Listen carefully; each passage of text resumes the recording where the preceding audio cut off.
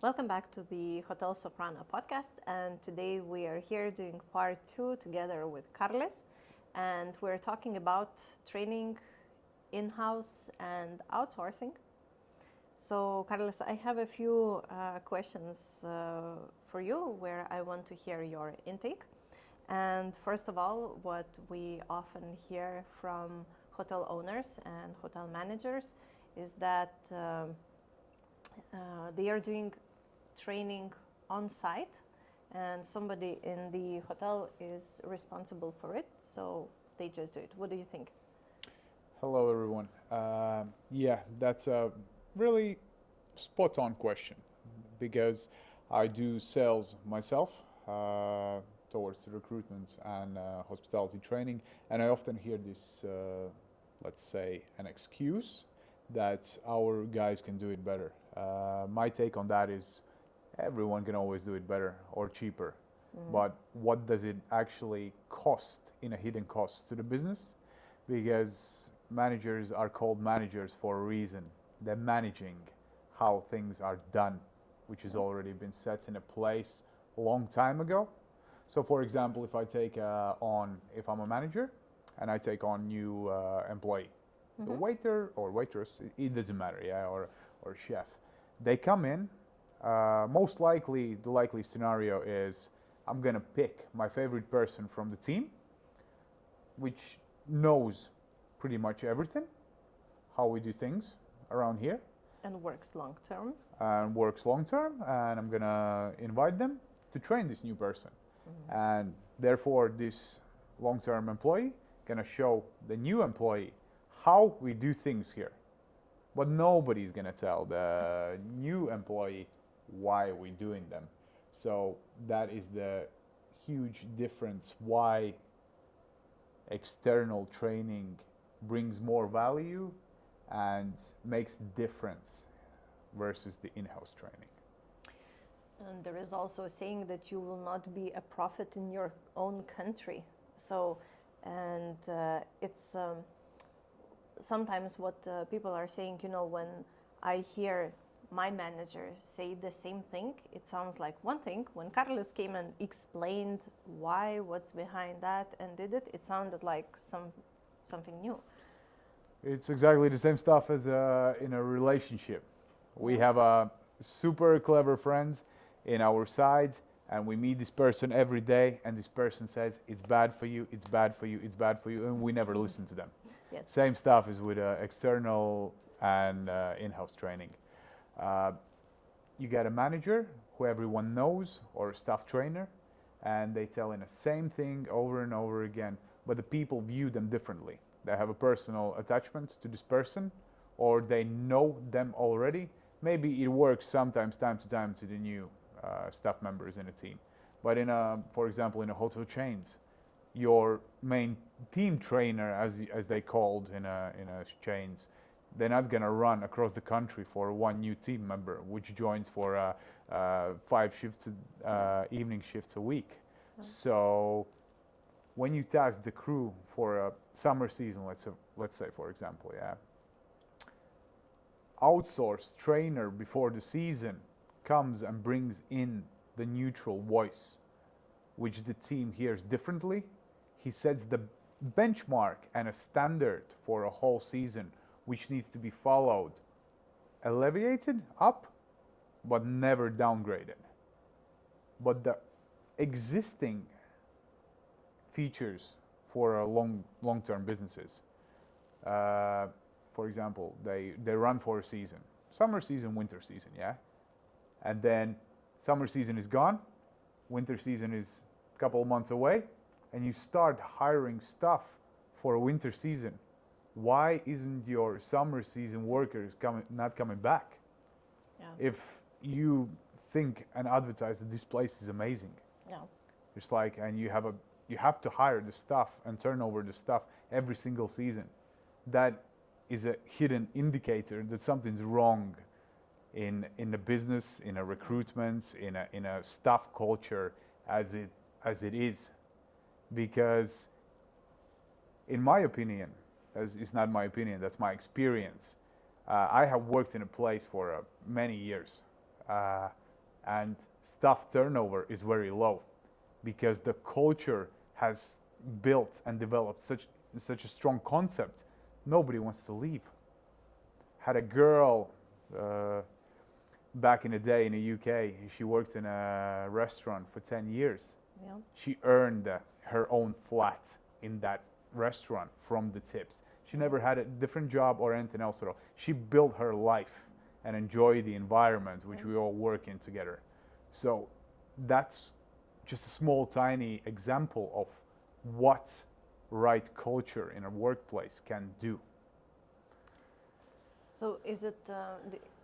It means it is actually affecting retention. I also noticed that when hotels who are investing in training, hotels who are investing in employer branding, they have the whole standards processes set up for HR for people. They are usually having the same staff coming back and less turnover, and they are hiring when they are expanding more. And in the same thing, I want to also touch what you have told me earlier about burnout of the leaders, because at some point leaders, managers who are also training, supervising, seeing everything, they must oversee everything, and it's a lot of responsibilities. To organize the team and keep the hand on the pulse for a team, it is a big task. Yeah. I know that in one of my latest projects back in my home country in Latvia, I had to open a restaurant, and I approached it in a wrong way, and I realized it only when it was too late. I focused on the different things where I should focus on another things, which is team building. I relied on what's written on the CV. And I expected for people to perform when I opened the door. And when the door opening, thanks God, it was a soft opening, came, I realized that some people of my team can't even handle the tray in a correct way or serve the drinks. Oh. And my face just went red, and I realized it. Okay, I made a huge mistake here. Just to rely on what's written in the CV and on the word by that person who come and look for a job. Yeah. It's like, and that's what we as a Soprana and myself personally, we take it on to ourselves and take the responsibility away from you and make sure that it's done in the right way. Because like I mentioned before, people hire every season new stuff. You need to ask yourself a question. Why is it happening? Just like it should be. If I would wish, with a hand on my heart, if I would run a business, a seasonal business, I would wish to build a team which I know already have a people for a winter season. And after the winter season, I know that half or more of this stuff will come back to work with me for a summer season. That's how you build a culture. Yeah. But unfortunately, that's not the case nowadays. I don't know where it has gone wrong, but we got all the tools and means to fix it. Mm-hmm. What about businesses that need change? And we do know that sometimes the team members, they resist the change, especially in hotels where they are working full year and they have long-term staff which are maybe not that seasonal, not changing so much. And there is another issue when a new staff member comes in and needs the training, or all the team needs to be on the same page, right? That's one thing. But when the whole staff is working there long-term, it's about psychological change. It's about the habits. It is about the habits, and once again we're coming down to the subject where manager cannot be taken serious about some brand new changes by the team if we have a personal attachment to it. We have some sort of, in a long term, we want it or not, we develop some sort of assumption about the person, personal attachment, which works both ways, favoritism between the staff members, and it's just the way it goes. It's a human nature, and external training, external person from the outskirts who comes into your business demolishes that. It brings in fresh neutrality. People view it differently. Another thing is they listen to it and they pay attention more because they see the business owner or the general manager, whoever that might be, actually uses the money and invests in a team, and they feel appreciated, then training is provided. Because you can train staff in-house every month, but for me, from an experience in an existing team in a long-term business where I've been spending a couple of years at a time, we've done the training every 2 months, every 2 months, every 2 months. You just repeat in the same circle. You standing there at the front, you say, this is how the business is performing, this is what I need you to do, let's get back to work, there's your pizza, there's your reward for hard work, let's go again. And you get the same results again. And then you start and eventually you get used to it, to that culture, you call it a culture. And you think everything is fine. But you can do way, there is always room for an improvement. Always in any upscale restaurant, high-end restaurant, or a medium restaurant, or a small restaurant, there is always a place for improvement. In a team performance, in a communication with the guest, in sales-wise, in upselling, in the way you deliver the service, the way you collect the reviews, the way you build that relationship with a returning guest into your hotel or in your restaurant. It takes time. What I'm trying to say by this, in-house training to some sort of extent is measurable, but outsource training leaves the impact immediately, and you can measure it from the day one it has been performed. So, yes. And I think the best measurement is what? The reviews? Different things, but you can also... I think everything in a hotel and restaurant industry goes hand in hand. For business owners, that would be a sales. For the teams which bring in these sales in, it will be the guest who comes through the door. The guest paying wages for everyone, starting from the guy who cleans the restaurant in the morning up onto the managing director and the owner. It is a guest who comes in. If that link is broken somewhere, your whole business is broken. If your toilets in the morning are dirty and not cleaned properly, your guest will walk in, put the jacket down, gonna go to the loo, gets slightly pissed off about the state of the toilets.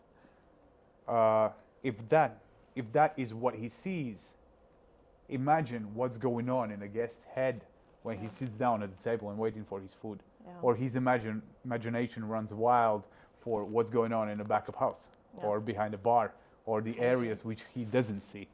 So, I think it's what in one of our podcast episodes, our client, our guest, Weli, he was sharing that a lot of and it's very resonated very much with me, that it's not that difficult to come to the top, but it's much more difficult to stay on the top.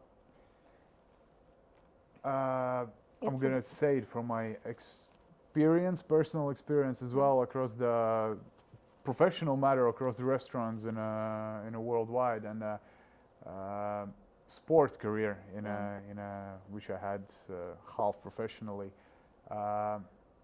It's easy, like you said, to get to the top, but to maintain the standard, to stay at the top, it's a completely different game.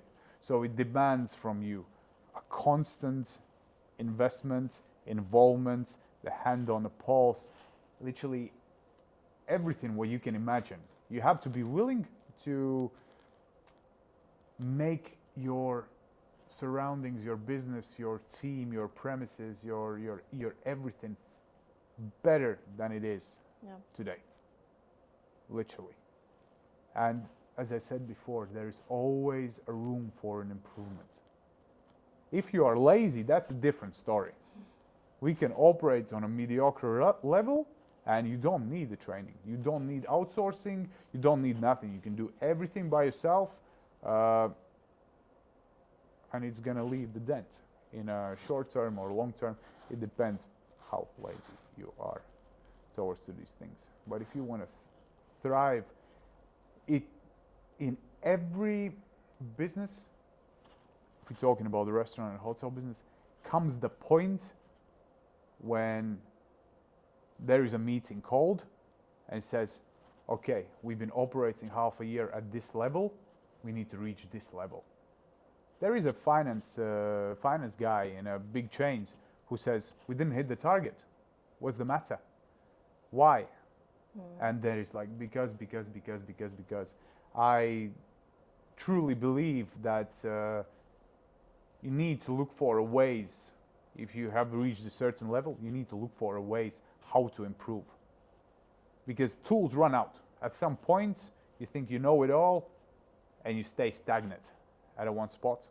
That's the time when you look around and say, okay, what else can I use? And that's where we come in.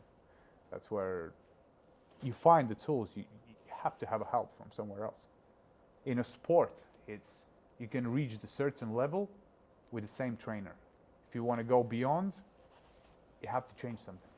I think that a problem sometimes, not always, but sometimes, is that hotel owners are thinking that people are coming and they are going and they're leaving and maybe they will not come back anyway, right? So what's the point to invest in this experience, in training, in higher quality, better experienced staff, right? Better food, and so on and so on.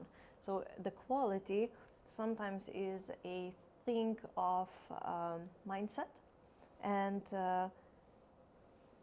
mindful business owners, they understand that if you invest in a good team, if you invest in the team, and this will come back as a return to you in the long run.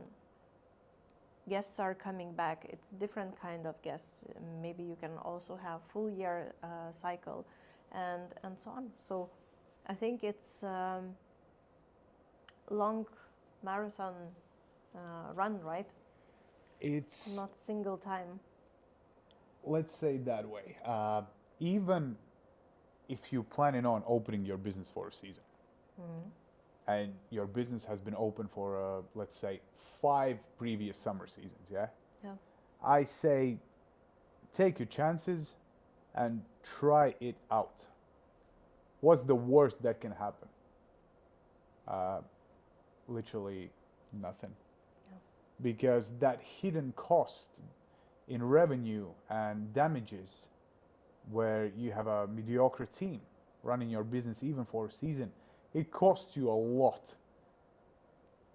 To put it in a perspective, the amount which you use on external training, when impact takes a place, when team is geared up with a new knowledge, confidence, feels appreciated, valued, they see that their business owner, their boss, has invested in them, they perform better, and that money which you invested in that short period of training will get earned back over a course of few days. I'm not talking about months or weeks. It will take one good Friday to Sunday, and you have a lasting effect, and you earn that money back. But obviously, the choice is there. It's always on the table. It's up for grabs and taken. So, thank you, Karlis, for sharing. And this is the Welcome. reason why we are supporting not only recruitment, but also training of the teams in hospitality sector. Because it's not only about growth, it's about long-term growth of every organization. That's why we're here. We want to bring a measurable value to the businesses and to the restaurants, and it starts with our reputation, how we build this up, and for us that's important in recruitment and in the training. So we hope you see you soon again, and probably we will be down the line and talking about some other topics. See you in the next episode. See you next one. Thanks a lot.